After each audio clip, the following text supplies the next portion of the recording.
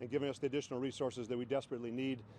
Clearly, this is not the outcome we wanted to see. We were hoping that we could find Travis today, but we are feeling optimistic thanks to our Marshals Department that has come through and tracked down some good leads that we feel are giving us more of an insight into Travis's mindset, where he may have not gone or may have gone to. And we'd also like to thank the FBI and their behavioral analyst unit that has also gone through, done an assessment of some of the interviews that we've had regarding Travis and made a determination on maybe what his thought process was, what decisions he might have made, and where he had gone. In addition to our detectives also following through some of the financial documents, tracking areas that he had previously frequented, and we're optimistic that we will find him shortly. We'd also like to thank Spokane County Sheriff's Office for coming out, Sheriff Knowles having their helicopter fly from 6 o'clock this morning to 11, as I understand it. At 11 o'clock, our helicopter was also on ground at the fish hatchery in Leavenworth to fly the Icicle Creek. We also deployed our swiftwater rescue team to go through there and start searching the creek in cases that Travis did enter in there. The water is running pretty quickly now thanks to the spring runoff, but we're optimistic that with our air units up in the sky, looking over the terrain, is definitely diverse when you're talking about the amount of acreage that we're covering, that we're doing the best we can. We also want to thank Sheriff Myers down in Kittitas County for deploying some of his search and rescue units, checking trailheads on the backside of Chelan County to see if there's any opportunity that Travis might have made it out to that location. We have learned so far through our investigation today that he is well versed in outdoor survival. And talking with his father, it sounds at times that he would go out. Okay. Is everybody ready? Good. Okay. Good evening. My name is Detective Sergeant Joe Eaton with the Wenatchee Police Department. I'm one of the PIOs for the Wenatchee Police Department. Tonight we're going to have Chelan County Sheriff's Office, Sheriff Mike Morrison, give you another update on the investigation. For the record, my name is Sergeant Joe Eaton, Joeeaton, and Chelan County Sheriff Mike Morrison, Mikemorrison.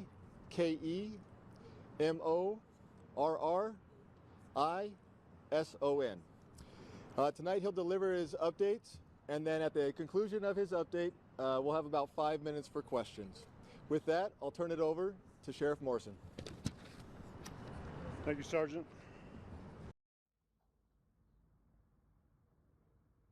Here. Do appreciate everyone coming out. We don't have as much information to provide today, but we have been working tirelessly throughout the day with our federal resources, state resources, neighboring agencies. As always, I'd like to start off just by recognizing the Decker family, let them know they're still very much in our thoughts and our prayers. We've been working hard. Peyton, Evelyn, and Olivia are clearly a motivating force for us.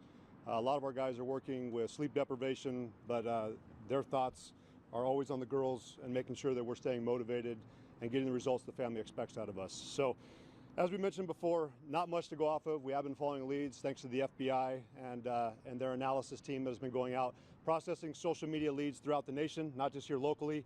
Following up those leads, we've been assigning detectives, marshal services, representatives to go out and do interviews. We also appreciate the nation police departments. We had one in McCall, Idaho today, was doing follow-ups for us. So we're not just keeping our focus here within Chelan County, we're also focusing nationwide on other leads that are coming out. Again, thank you to those police departments, sheriff's offices, state agencies across the nation that have stepped up to assist us and giving us the additional resources that we desperately need.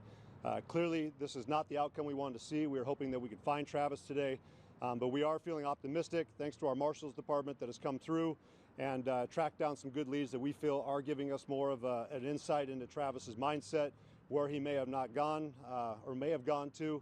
And we'd also like to thank the FBI and their behavioral analyst unit that has also gone through, done an assessment of some of the interviews that we've had regarding Travis and made a determination on maybe what his thought process was, what decisions he might have made, and where he had gone. In addition to our detectives also following through some of the financial documents, tracking areas that he had previously frequented, and we're optimistic that we will find him shortly. We'd also like to thank Spokane County Sheriff's Office for coming out, Sheriff Knowles having their helicopter fly from 6 o'clock this morning to 11, as I understand it. At 11 o'clock, our helicopter was also on ground at the fish hatchery in Leavenworth to fly the Icicle Creek. We also deployed our swiftwater rescue team to go through there and start searching the creek in cases that Travis did enter in there. The water is running pretty quickly now thanks to the spring runoff, but we're optimistic that with our air units up in the sky, looking over the terrain, It's definitely diverse when you're talking about the amount of acreage that we're covering, that we're doing the best we can. We also want to thank Sheriff Myers down in Kittitas County for deploying some of his search and rescue units, checking trailheads on the backside of Chelan County to see if there's any opportunity that Travis might have made it out to that location. We have learned so far through our investigation today that he is well versed in outdoor survival. And talking with his father, it sounds at times that he would go out and would be living off grid for sometimes up to 2.5 months. So we also understand too that he at times would do caching. So we understand that that's a possibility that he could have scoped out this area before.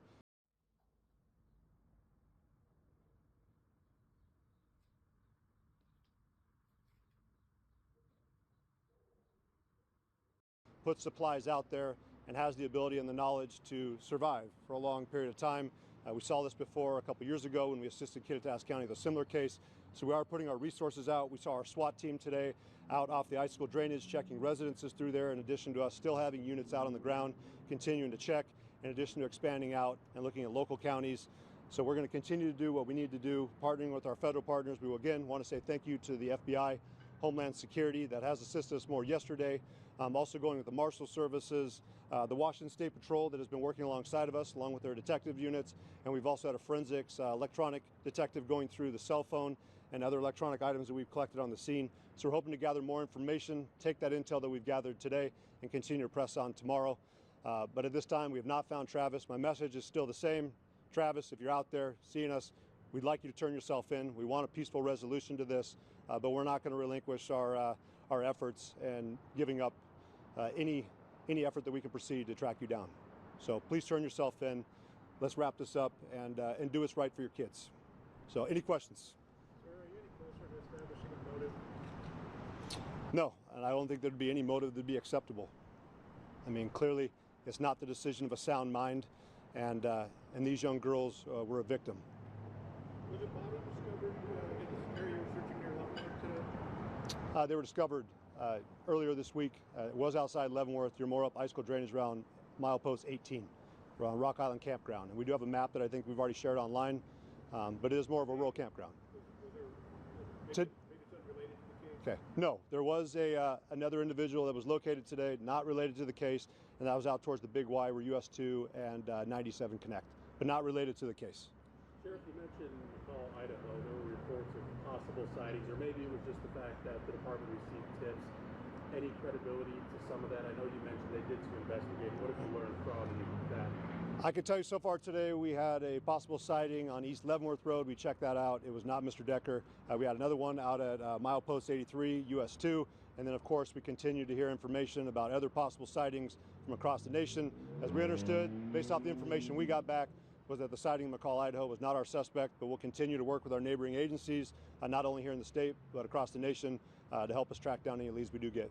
What kind of head start do you think he had, knowing the truck was found Monday? When do you think he started to go out? Worst case scenario, we could see that he might have gotten a head start on Friday, so he would have had the whole weekend to be out there.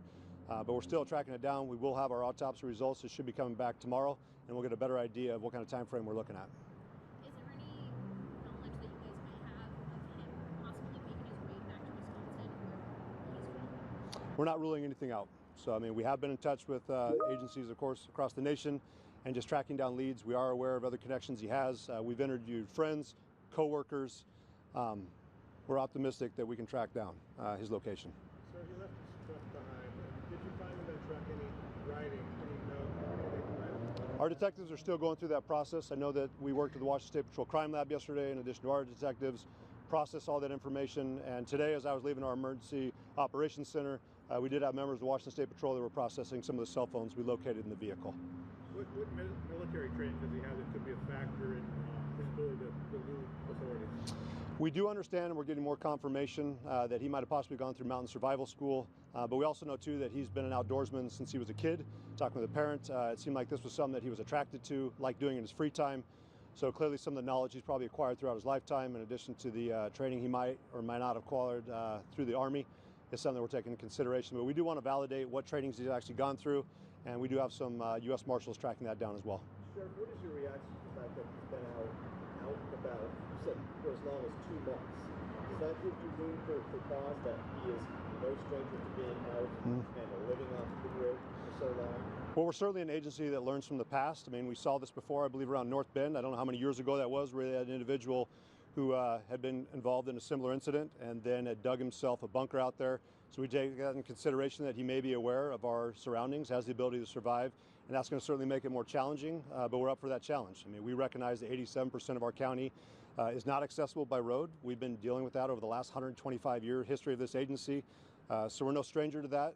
We're aware of our terrain, and we'll continue to work with our federal partners and U.S. Forest Service that has stepped alongside of us to assist us in possibly closing down some of the trails in the area in order to ensure, of course, that the environment stays safe for anyone who may come to visit, but that we also have access to go through there and start checking all the trails and locations that we believe he may recreate.